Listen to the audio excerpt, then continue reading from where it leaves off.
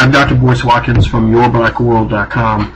I had some thoughts before I head out of town for the weekend. I've got to go to the Midwest for some stuff, and I was thinking about something that really came to me when I was watching a Netflix video. It was basically a video of the Up in Smoke tour featuring Ice Cube, Dr. Dre, Snoop Dogg, and Eminem.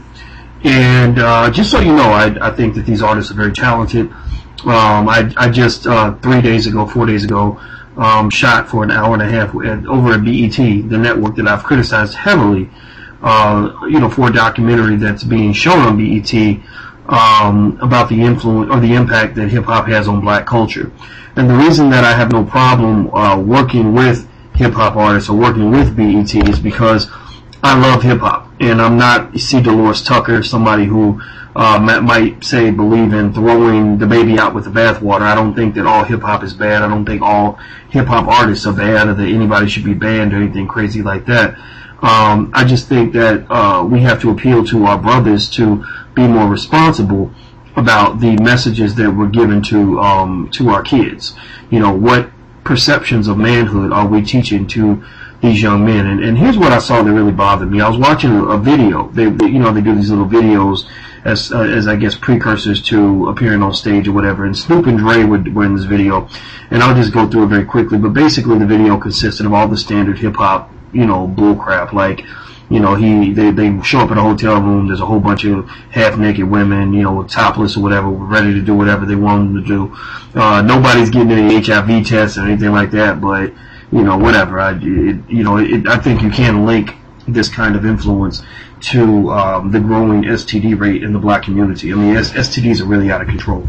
Not just HIV, but a lot of them, and a lot of them are killing black men and women.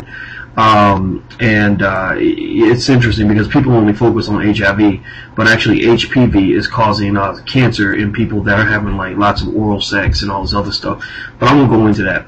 But moving on. So they do this. Then there's a scene at the end where they're in a liquor store, and of course, again, fitting with hip hop tradition, they're going to see the weed man to get some weed, because I guess according to hip hop, every black man smokes weed. He drinks liquor. They got the out. So Dre says something like, "Hey Snoop, what these hoes want to drink?" He's like, "Oh, I'll get some of that Alizé." So basically, they're meeting with the weed man to get the liquor for the hoes, quote unquote. I use the word hoes because that's the word they use. And then 4 black men come in the store, and they're going to rob the store. And they pull out their guns and they shoot the old black man behind the counter. And and then they're going to kill Snoop and Dre. And of course, them being the heroes, they pull out big guns and they're like firing back at the dudes who robbed the store. And then there's a point where a man's about to kill Dr. Dre, and he's like, "Yeah, nigga, I'm gonna shoot you, nigga. I'm gonna show you what's up, nigga." So he's about to shoot him, and Snoop heroically pops in and kills the dude.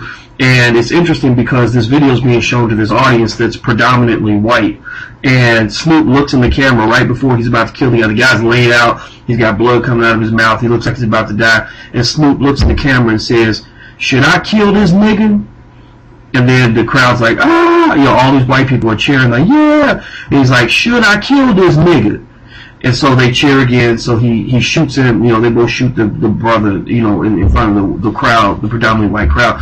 And it was a sad scene, almost tragic, really, because here you have these black men standing in front of a predominantly white audience, getting paid by white folks to celebrate the genocide in the black community. I don't really think that that's funny.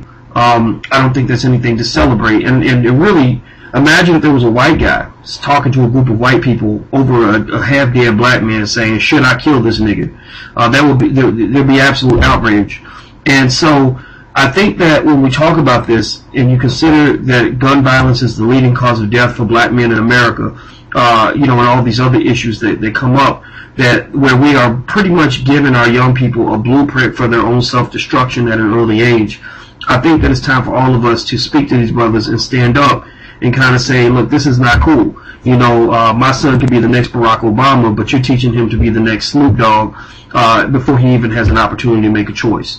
So what I say, and I'm about to run out of time, but I encourage all of us to make sure we give our kids a choice and not let them fall for the ignorant bullshit. Thank you very much.